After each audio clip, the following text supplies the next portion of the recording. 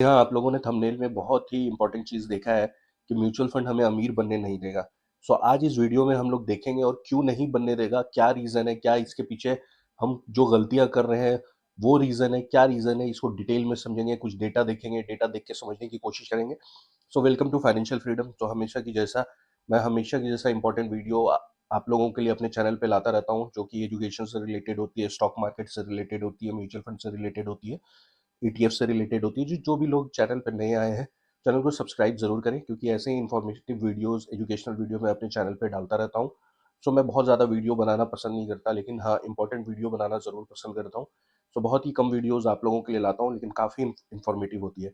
सो अगर वीडियो पसंद आती है तो लाइक भी ज़रूर करें, कमेंट करें, सब्सक्राइब करें एंड शेयर करें अपने फैमिली मेम्बर्स के साथ, रिलेटिव्स के साथ, अगर वीडियो अच्छी लगती है तो। सो आइए कुछ डेटा से देखते हैं और डेटा को देख करके समझने की कोशिश करते हैं कि क्या इंपॉर्टेंट चीज़ें हैं जो हम मिस कर रहे हैं जब म्यूचुअल फंड करते हैं तो। सो ये एमफी का डेटा है जो मैंने गूगल पे ओपन किया है। एमफी क्या है? Association of mutual fund in India. So ये डेटा रिलीज करती है related to mutual fund, SIP. So इसमें देखने वाली क्या चीज़ें हैं कि अगर जो गिरता हुआ मार्केट होता है, जब मार्केट गिर रही है, सितंबर से आप लोग देख रहे हो कि कंटिन्यू मार्केट गिर रही है, तो सबसे पहला मिस्टेक जो हम करते हैं, जब मार्केट हाई पे होती है उस टाइम में एसआईपी काउंट बढ़ जाता है, नंबर ऑफ एसआईपी बढ़ जाते हैं। जब मार्केट में गिरावट आती है उस टाइम में नंबर ऑफ एसआईपी लेस हो जाते हैं, लोग विड्रॉल करना स्टार्ट कर देते हैं, पैनिक में आते हैं, जबकि उल्टा होना चाहिए कि उस टाइम में एनएवी सस्ती मिल रही होती है तो उस टाइम में परचेजिंग ज़्यादा करने की ज़रूरत है। लेकिन लोग क्या करते हैं कि एसआईपी को डिसकंटिन्यू करना चालू करते हैं। सो अगर हम डेटा देखते हैं तो आप देखिएगा, बड़ा इंपॉर्टेंट चीज़ है यहाँ पे। सितंबर से मार्केट गिरनी स्टार्ट हुई थी, तो यहाँ पे इस जगह पे अगर आप देखोगे, number of SIP discontinued, tenure completed. So इसमें क्या इंपॉर्टेंट चीज़ है जो देखने लायक है? सो आप देखोगे कि सितंबर से जब मार्केट गिरनी स्टार्ट हुई थी, तो ये रो आपको देखना है, ठीक है? सो आप देखो यहाँ पे, ये सितंबर में ठीक ठाक एसआईपी थी। उसके बाद अक्टूबर में 38 लैक्स, ये नंबर है, ये लैक्स में है, 38 लैक्स डिसकंटिन्यू हुए थे। जब मार्केट और गिरी तो लोगों ने और रिडम्पशन मारने स्टार्ट किए, 39 लैक्स रिडम्पशन मार दिए। दिसंबर में आप देखो ये डिसकंटिन्यू और हुआ है, 44 लैक्स दिसंबर में ये डिसकंटिन्यू हुआ है। जनवरी में आप देखोगे तो ये 61 लाख, आप समझ रहे हो कि कितना रिटेल इन्वेस्टर अपने पैसे के साथ, अपने एसआईपी के साथ, अपने म्यूचुअल फंड के साथ खिलवाड़ कर रहे हैं। जब पैसा लगाने की जरूरत है उस टाइम में पैसा नहीं लगा रहे, उस टाइम में रिडेम्पशन हो रहा है, बल्कि लॉस बुक करके लोग निकल रहे हैं। सो ये तो था डेटा जो एमफी जो हम अपने डेटा को रिलीज करती है, वो डेटा हम लोग देख रहे हैं। म्यूचुअल फंड आज के डेट का सबसे पॉपुलर, जो सबसे लोगों के बीच में पॉपुलर एसेट है, ये म्यूचुअल फंड ही है।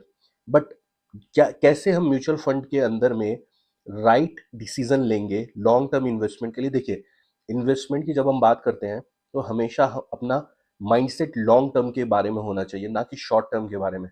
शॉर्ट टर्म हमेशा ट्रेडिंग होती है, और ट्रेडिंग ये एक तरह का सट्टा है जहाँ पे लॉस होने की प्रोबेबिलिटी बढ़ जाती है। जब भी आप किसी बिजनेस को, जैसे शेयर मार्केट एक बिजनेस है, किसी भी बिजनेस को आप लॉन्ग टर्म में देखते हो ना, तो उसकी ग्रोथ आप बहुत अच्छी कर सकते हो। उसी तरीके से म्यूचुअल फंड के अंदर में आपको लॉन्ग टर्म इन्वेस्टमेंट सोचने की ज़रूरत है और करने की ज़रूरत है। सो बहुत ही केयरफुल इसको समझने की ज़रूरत है, और बहुत सारे इंपॉर्टेंट सेवरल फैक्टर हैं जो मैंने स्टेप बाय स्टेप इसमें रखा है, जिससे आप लोगों को क्लियर व्यू मिलेगी कि क्यों म्यूचुअल फंड में लोग अमीर नहीं बन पा रहे हैं। अगर इस मिस्टेक्स को हम छोड़ देंगे ना, या ये पॉइंट को अगर हम अडॉप्ट करेंगे, देखना चालू करेंगे इस पॉइंट के जरिए, स्टेप बाय स्टेप जो मैंने बनाया है, सो अगर इस तरीके से फॉलो करना स्टार्ट करेंगे, तो म्यूचुअल फंड से हम लोग बहुत अच्छा कॉर्पस बना सकते हैं। ये बहुत अच्छा एसेट है। सो आइए डिटेल में इसको देखें एंड देख करके समझने की कोशिश करते हैं। सो सबसे पहले म्यूचुअल फंड करने से पहले हमें अपना फाइनेंशियल गोल डिफाइन करना पड़ेगा। अब मैं ये क्यों बोल रहा हूँ, क्योंकि जैसा आप लोगों को पता है, जिसको नहीं पता उसको मैं बता दूं, क्योंकि मैं एक बैंकर हूँ और इन्वेस्टमेंट मैं देखता हूँ, पोर्टफोलियो देखता हूँ अपने क्लाइंट के लिए, कस्टमर्स के लिए। सो सबसे बड़ी प्रॉब्लम है लोगों के साथ में कि उनको अपना गोल डिफाइन नहीं होता है। जब वो लोग आते हैं हमारे पास कि हमें कुछ म्यूचुअल फंड सजेस्ट करें, एसआईपी के लिए बताएं, तो उनके गोल्स जब हम पूछते हैं तो उनका गोल्स क्लियर नहीं होता है। वो या तो कम अमाउंट से एसआईपी स्टार्ट करते हैं, बिल्कुल ही बेसिक, कि आप 1000 2000 या 5000 महीने का कुछ बता दो, बट उनका गोल डिफाइन नहीं होता है। तो उस गोल को समझने की क्या कोशिश करते हैं कि क्या-क्या गोल्स हो सकते हैं हमारी ज़िंदगी के, हमारे इम्पोर्टेंट क्या-क्या पर्पस हो सकता है। सो पर्पस में आपका रिटायरमेंट हो सकता है। कुछ लोग रिटायरमेंट के लिए इसको म्यूचुअल फंड करना चाहते हो, सो ये भी एक लॉन्ग टर्म है। वेल्थ क्रिएशन करना चाहते हो, सो हर चीज़ ये लॉन्ग टर्म के लिए ही सोचने की ज़रूरत है। कुछ लोग अपने चाइल्ड एजुकेशन के लिए म्यूचुअल फंड करना चाहते हैं। सो अगर आपका गोल डिफाइन है तो आपके लिए म्यूचुअल फंड आसान हो जाएगा करना, एंड थ्रू म्यूचुअल फंड आप बहुत अच्छा कॉर्पस बना सकते हो। तो स्टेप 2 में आते हैं। सो स्टेप 2 में जैसा कि मैंने वहाँ पर दिखाया डिफाइन, तो आपको गोल अपना डिफाइन करना है। अगर कोई रिटायरमेंट कॉर्पस बनाना चाहता है, तो उसके लिए अगर कोई 40 इयर्स का है, तो उसके लिए टेन्योर 20 इयर्स का होगा कि हम 20 साल के लिए म्यूचुअल फंड स्टार्ट करने जा रहे हैं। कोई ऐसा होगा कि किसी अपने चिल्ड्रन के लिए, बच्चों के लिए करना चाहता होगा, हो सकता है कि उसका होराइज़न 10 साल का हो।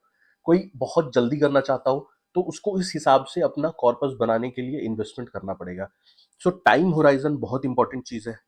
आप देख सकते हो कि टाइम होराइज़न बहुत इंपॉर्टेंट चीज़ है। सबसे पहले हमें अपना गोल डिफाइन करना है, फिर टाइम होराइज़न चूज़ करना है, एंड उस टाइम होराइज़न को चूज़ करने के बाद हमें अपना रिस्क भी देखना है। क्योंकि अगर हम थोड़ा लंबे टाइम के लिए देखते हैं, 20 साल का ड्यूरेशन देखते हैं, टेन्योर देखते हैं, तो उसमें बहुत सारी गिरावट भी आएँगे। तो आपको रिस्क टॉलरेंस होना चाहिए। तो आप अगर हाई रिस्क ऐसे आदमी हो जो हाई रिस्क प्रेफ़र करते हो, तो आपको उस हिसाब से म्यूचुअल फंड सेलेक्ट करने की ज़रूरत है। कुछ लोग ऐसे होते हैं जो पैनिक में अपना पैसा गिरता हुआ नहीं देख सकते हैं। सो उसको एक बैलेंस्ड रिस्क में जाना चाहिए जहाँ पे मॉडरेट होता है। कुछ लोग बोलते हैं कि नहीं, मेरा कॉर्पस बहुत बड़ा है, सो मुझे काइंड ऑफ एफडी रिटर्न आ जाए, बट लॉन्ग टर्म में ये एफडी से थोड़ा सा 1-2% ज़्यादा आ जाए तो वो बेहतर होगा। तो उनके लिए conservative low risk mutual fund आते हैं। सो ये रिस्क टॉलरेंस देखना बहुत ज़रूरी है। अब जो जैसा मैंने पहले ही बताया, क्योंकि मैं बैंक में हूँ और मैं आई एम बैंकर, सो मेरे पास कुछ लोग आते हैं जो बोलते हैं कि मेरा आप मुझे म्यूचुअल फंड सजेस्ट कर दें। सो एक म्यूचुअल फंड जो मैं किसी पर्टिकुलर इंसान को बता रहा हूँ, ज़रूरी नहीं है कि वो दूसरे के लिए सूटेबल हो, क्योंकि हर लोगों की रिस्क कैपेसिटी अलग है, हर लोगों का कॉर्पस अलग है, हर लोगों का पर्पस अलग होता है। तो हर लोगों के लिए म्यूचुअल फंड अलग-अलग होते हैं। अब दूसरी चीज़ में आते हैं। सो नए एक और स्टेप आगे बढ़ते हैं। जब हम लोगों ने अपना पर्पस समझ लिया, टाइम होराइज़न समझ लिया, रिस्क टॉलरेंस समझ लिया, तो अब हमें देखना पड़ेगा कि type of mutual fund for long term investment. So जब हम इक्विटी की बात करते हैं, क्योंकि म्यूचुअल फंड में भी इक्विटी और डेट होते हैं, तो हाई रिटर्न अगर आप कमाना चाहते हो, तो आपका रिस्क भी हाई होगा। तो इसके लिए सूटेबल है कि आप 7 साल प्लस, मतलब 7 साल से ज़्यादा आपका इन्वेस्टमेंट सोच करके ही हाई रिस्क में जाने की ज़रूरत है, जैसा मैंने पहले ही बताया। सो लार्ज कैप फंड्स क्या होते हैं, दूसरे पॉइंट में अगर आप देखेंगे लार्ज कैप फंड, तो large cap fund blue chip fund होते हैं जो आपको स्टेबल रिटर्न्स देते हैं, काइंड ऑफ 10% 11% के रिटर्न्स प्रोवाइड करके देते हैं, बट ये लेस रिस्की होते हैं। अब हम आते हैं दूसरे फंड की तरफ, जो mid cap and small cap fund होते हैं। अब इसके अंदर क्या होता है कि इसके अंदर रिस्क ज़्यादा होते हैं, बट ग्रोथ की का पोटेंशियल बहुत हाई होता है। इसको ऐसे समझिए, जो मिड कैप कंपनी है, वो कल को लार्ज कैप बनेगी, राइट? जो लार्ज कैप बन गए हैं, उसके फेल होने के चांसेस बहुत कम होते हैं, क्योंकि ऑलरेडी वो बहुत बड़े कॉर्पस में, या उसका उनका बिजनेस सेटअप है ऑलरेडी। जैसे रिलायंस हो गया, जैसे एचडीएफसी बैंक हो गए, आईसीआईसीआई बैंक हो गए, ये सब लार्ज कैप होते हैं, ये ऑलरेडी सेटअप होते हैं। लेकिन जो मिड कैप और स्मॉल कैप होते हैं, ये अपने कंपनी को ग्रो कर रहे होते हैं। तो इसमें रिस्क इसलिए होता है कि हो सकता है कोई स्मॉल कैप कंपनी है, वो आगे जा करके उसका बिजनेस फेल्योर हो जाए। मिड कैप कंपनी हो सकता है उसका बिजनेस फेल्योर हो जाए। लेकिन चूंकि large cap, sorry, small cap और मिड कैप के पास अपॉर्चुनिटी भी बहुत बड़ी होती है, क्योंकि अगर एक हम रिलायंस की बात करें, तो वो बहुत बड़े ऑलरेडी मार्केट को कैप्चर कर चुका है, तो उसकी ग्रोथ और कितनी हो सकती है। जैसे रिलायंस का जो प्रोडक्ट है या टाटा का जो प्रोडक्ट है, ऑलरेडी इंडिया के अंदर में majority of people are using Tata product. तो उसके पास ग्रोथ की पोटेंशियल कितनी होगी, बहुत कम परसेंटेजेस से ग्रोथ करेंगे, लेकिन हाँ, उनके डूबने के भी चांसेस कम रहते हैं। So mid cap and small cap company जो होती हैं, उसके पास ग्रो करने की अपॉर्चुनिटी बहुत होती है, बिकॉज वो मार्केट में अभी सस्टेन कर रहे हैं, तो उसकी ग्रोथ बहुत ज़्यादा हो सकती है, लेकिन रिस्क उतना ही है, क्योंकि वो फेल्योर भी हो सकते हैं। सो इस तरीके की चीज़ें हैं जो आपको ध्यान में रखनी पड़ेगी। सो अब आते हैं फ्लेक्सी कैप फंड। अब फ्लेक्सी कैप फंड क्या होते हैं, ये काफ़ी डाइवर्सिफाइड फंड होता है। इसके अंदर में जैसे आप देख रहे होगे कि mid cap and small cap funds होते हैं। इसमें फंड मैनेजर जो रहते हैं, इनके पास जो कंपनी चूज करते हैं, इनके पास लिमिटेशन होते हैं कि वो मिड कैप कंपनी ही चूज़ कर सकते हैं या स्मॉल कैप ही चूज़ कर सकते हैं, या लार्ज कैप अगर कोई फंड मैनेजर है वो लार्ज कैप कंपनी ही चूज़ कर सकते हैं। बट फ्लेक्सी कैप ये काफ़ी डाइवर्सिफाइड होता है। फ्लेक्सी कैप में फंड मैनेजर के पास ये अथॉरिटी होती है कि आप रिस्क को मैनेज करने के लिए लार्ज कैप से भी कंपनी ले सकते हो, मिड कैप से भी कंपनी ले सकते हो, स्मॉल कैप से भी कंपनी ले सकते हो। तो जिसको जो काफ़ी अपने पैसे को लेकर के ऐसा रहते हैं कि मेरा लॉस ना हो बहुत ज़्यादा, तो वो फ्लेक्सी कैप की तरफ जा सकते हैं, जो रिस्क उनका बहुत डाइवर्सिफाइड होता है। अब आते हैं हाइब्रिड फंड्स। तो हाइब्रिड फंड्स क्या होता है? ये balance between equity and debt, moderate risk. तो हाइब्रिड फंड में क्या होगा कि आपका मिक्स होगा, इक्विटी भी मिक्स होगा, मतलब हाई रिस्क भी होंगे, जिसकी वजह से आपका रिटर्न्स थोड़ा ज़्यादा बढ़ेगा। लेकिन साथ के साथ डेट फंड भी उसके अंदर होता है। डेट क्या होता है? जो आपको गवर्नमेंट सिक्योरिटीज एंड बॉन्ड्स में पैसा लगता है, जहाँ पे आपको फिक्स काइंड ऑफ रिटर्न्स मिलते हैं। तो ये डेट फंड आपको आपका कैपिटल प्रोटेक्ट करने में पूरी पूरी हेल्प करता है। अब आते हैं इंडेक्स फंड या ईटीएफ। अब इंडेक्स फंड और ईटीएफ क्या होते हैं? ये बहुत ही लो कॉस्ट होते हैं। क्यों? क्योंकि अगर आप इंडेक्स देखोगे तो हमारे पास इंडेक्स कौन-कौन से हैं? निफ्टी 50 है, सेंसेक्स है। अब ये निफ्टी 50 इंडेक्स हुआ, इंडेक्स का म्यूचुअल फंड बनता है या ईटीएफ बन जाता है। तो इसके अंदर में फंड मैनेजर के पास ये ऑप्शन नहीं है कि वो पैसिवली एक्टिवली वो कंपनी को चेंज करे, ऐसा नहीं है। तो इनके पास सिर्फ पैसिव ऑप्शन रहता है कि जिस तरीके से निफ्टी 50 में सेटलमेंट होगा, ये जस्ट लाइक उसी तरीके से अपने म्यूचुअल फंड में उस कंपनी को ऐड कर लेंगे। सो ये क्या होता है, क्योंकि ये एक्टिव नहीं होता है, ये बिल्कुल ही पैसिव काइंड ऑफ चीज होती है, बट रिटर्न बहुत मॉडरेट होते हैं, रिस्क कम होता है। सो इसके अंदर में जो आपका जो फंड का जो कॉस्टिंग होता है वो बहुत लो होता है। अब आते हैं डेट फंड। डेट फंड जैसा मैंने बताया कि वो गवर्नमेंट सिक्योरिटीज बॉन्ड में पैसा लगाते हैं, तो वो काफी लोअर रिस्क होगा, सुटेबल होता है कंजर्वेटिव इन्वेस्टर्स के लिए। तो अब मैंने टाइप्स ऑफ म्यूचुअल फंड भी आप लोगों को समझा दिया कि किस किस टाइप के म्यूचुअल फंड होते हैं। तो आई होप कि आप लोगों को वीडियो समझ में आ रही होगी। अब एक स्टेप और आगे बढ़ते हैं। जब हमें म्यूचुअल फंड समझ में आ गया, टाइम होराइजन समझ में आ गया, पर्पस समझ में आ गया, तो फिर हमें क्या चेक करने की जरूरत है? तो हमें फंड परफॉर्मेंस चेक करने की जरूरत है। फंड परफॉर्मेंस किस किस बिहाफ पे चेक करते हैं हम? सबसे पहले तो हमें हिस्टोरिकल रिटर्न्स देखना पड़ेगा कि compare the fund performance with the peers in the same category. अब इसको समझिए ऐसे, जैसे एच डी एफ सी एक एएमसी है, एस बी आई एएमसी है, उसी तरीके से निपॉन एक एएमसी है। एच डी एफ सी ने एक लार्ज कैप इंडेक्स फंड निकाला, एस बी आई ने लार्ज कैप इंडेक्स फंड निकाला। इसी तरीके से और भी कंपनी है जिन्होंने लार्ज कैप के अंदर फंड निकाले। अब हमें इसके बीच में, क्योंकि सारे लार्ज कैप है, सारी कंपनीज का, सारी एएमसी का लार्ज कैप फंड है, तो हमें कंपेयर करने की जरूरत है कि जब लार्ज कैप सारे प्रोवाइड कर रहे हैं तो कौन सी कंपनी है जो रिटर्न बेहतर बना करके दे रहा है। तो हम हिस्टोरिकल रिटर्न्स चेक कर सकते हैं एंड इससे हम बेहतर म्यूचुअल फंड पिक करेंगे। अब दूसरी चीज होती है कि बेंचमार्क कंपैरिजन। कोई भी म्यूचुअल फंड जो होगा वो किसी ना किसी बेंचमार्क को लेकर के चलेगा।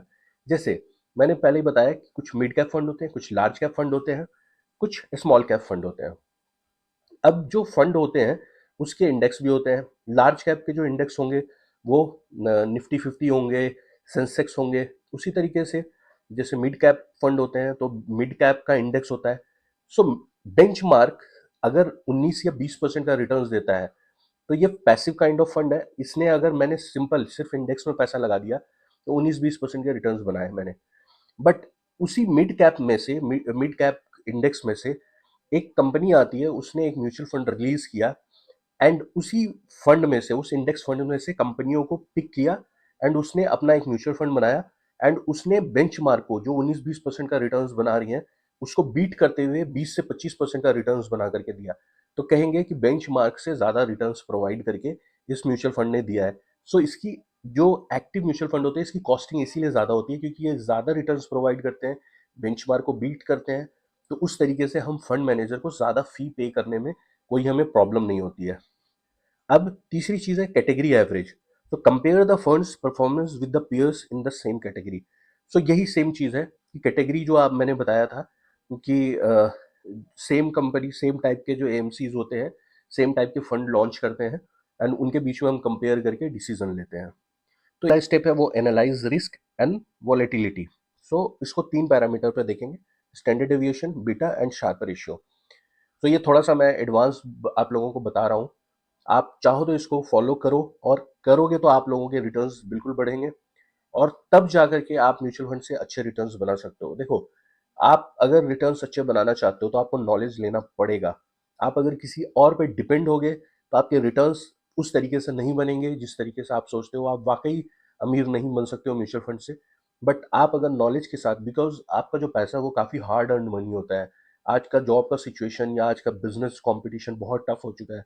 बहुत ही मेहनत से ये पैसा आता है, और आपको अपने पैसे जब किसी को देते हो या किसी कंपनी में लगाते हो, किसी से सजेशन लेते हो, तो आपको भी अपना एनालाइज करना पड़ेगा। सो ये सारी चीज़ें आप लोगों को समझने की बिल्कुल ज़रूरत है। तो आइए समझते हैं स्टैंडर्ड डेविएशन। तो इससे हम क्या करते हैं, मेजर करते हैं वॉलेटिलिटी को। So lower is better. So जितना वोलेटाइल कम होगा, उतना आपका कंजर्वेटिव इन्वेस्टर जो अपना पैसा बिल्कुल लॉस नहीं देखना चाहते हैं, उनके लिए स्टैंडर्ड डेविएशन देखना बहुत ज़रूरी है। तो वॉलेटिलिटी जितनी कम होगी, उतना ज़्यादा बेहतर है वो फंड आपके लिए। बीटा बीटा क्या मेजर करता है? Measure sensitivity to market movement less than one indicates lower risk. So ये मार्केट में जो मेजर करता है कि जो मूवमेंट हो रही है, स्टॉक्स की जो मूवमेंट हो रही है, इंडेक्स की जो मूवमेंट हो रही है, उसके बिना पे ये म्यूचुअल फंड, ये पर्टिकुलर म्यूचुअल फंड कितना ज़्यादा सेंसिटिव है। सो अगर किसी का बीटा 1 से कम होता है तो ये अच्छा माना जाता है। तीसरी चीज़ है Sharpe ratio. Higher ratio indicate better risk adjusted returns. So अगर शार्प रेशियो किसी का हाई होता है तो ये इंडिकेट करता है कि ये जो रिस्क एडजस्टेड रिटर्न है, जैसे मार्केट में अगर निफ्टी 50, जो मार्केट समझिए कि आपका 15% टूटा है और आपका म्यूचुअल फंड 10% ही टूटा है, तो कंपेयर टू द मार्केट आपका म्यूचुअल फंड बहुत कम गिरा है, इसका मतलब वो म्यूचुअल फंड बेहतर है। तो शार्पर रेशियो आपको बताता है, हाई रेशियो इंडिकेट्स कि ये आपका रिस्क कितना अच्छा एडजस्ट कर रहा है। अब आगे बढ़ते हैं, और सबसे इंपॉर्टेंट चीज़ है कि हमें एक्सपेंस रेशियो एंड कॉस्ट देखना बहुत ज़रूरी है। सो अगर जब भी हम म्यूचुअल फंड करते हैं, कंपेयर किए, सब चीज़ किए, तो हमें अपना एक्सपेंस रेशियो भी देखना पड़ेगा। सो आपका जितना कम एक्सपेंस रेशियो रहेगा, उतना ही आपके रिटर्न्स को कम इम्पैक्ट करेगा। आपका जो एक्सपेंस रेशियो है वो कम रहेगा तो आपके रिटर्न्स बढ़ जाएंगे, क्योंकि आप पे कम कर रहे हो तो वही आपको अपने इन्वेस्टेड होगा। अगर आप पे कम करोगे तो इन्वेस्टेड होगा तो रिटर्न ज़्यादा बढ़ेगा। फिर हमें एग्जिट लोड भी देखने की ज़रूरत है। तो जब हम म्यूचुअल फंड से एग्जिट करते हैं तो उसका कोई चार्ज तो नहीं है, वो भी देखना बहुत ज़रूरी है। तो ये सारे पैरामीटर्स देखने बहुत ही ज़्यादा ज़रूरी है। फिर हम आएंगे और अगली चीज़ देखेंगे कि फंड मैनेजर का ट्रैक रिकॉर्ड क्या है। जो फंड मैनेजर है, क्या वो एक्सपीरियंस है, नहीं है, पास्ट में उन्होंने किसी म्यूचुअल फंड के साथ काम किया है, नहीं किया है, कैसे रिटर्न्स बना करके दिए हैं, ये सारी चीज़ें देखनी बहुत ज़रूरी है। जो म्यूचुअल फंड मैनेजर है, उनका इन्वेस्टमेंट स्टाइल क्या है, ये सारी चीज़ें देखना बहुत ज़रूरी है। सेक्टर एलोकेशन वो कैसे करते हैं, डाइवर्सिफिकेशन कैसे करते हैं, ये सारी चीज़ें देखना बहुत ज़रूरी है। मैंने बहुत डिटेल में इसको बनाने की कोशिश की है, क्योंकि ये एक बहुत कॉमन मिस्टेक है जो हम लोग कर रहे हैं, और जिसकी वजह से हम म्यूचुअल फंड से अमीर नहीं बन पा रहे हैं। जबकि जो बहुत सारे लोग हैं जो आप देखते हैं कि रिच और रिच हो रहे हैं बिकॉज एजुकेशन। जैसा मैं हमेशा बोलता हूँ कि इन्फॉर्म्ड पीपल जो है वो अनइन्फॉर्म्ड मेजोरिटी को चलाते हैं। सो जो बहुत कम जो एजुकेशन लेते हैं, उनकी पॉपुलेशन बहुत कम होती है, और वही पॉपुलेशन जो है अनइन्फॉर्म्ड मेजोरिटी को चलाती है। जैसे आप देख रहे हो कि बहुत कम लोग हैं जो बिजनेस मैन हैं, जैसे टाटा, बिरला, अंबानी, अदानी, ये सारे लोग एजुकेशन लेते हैं, और एजुकेशन ले करके बहुत सारे लोगों को जॉब पे रखा हुआ है।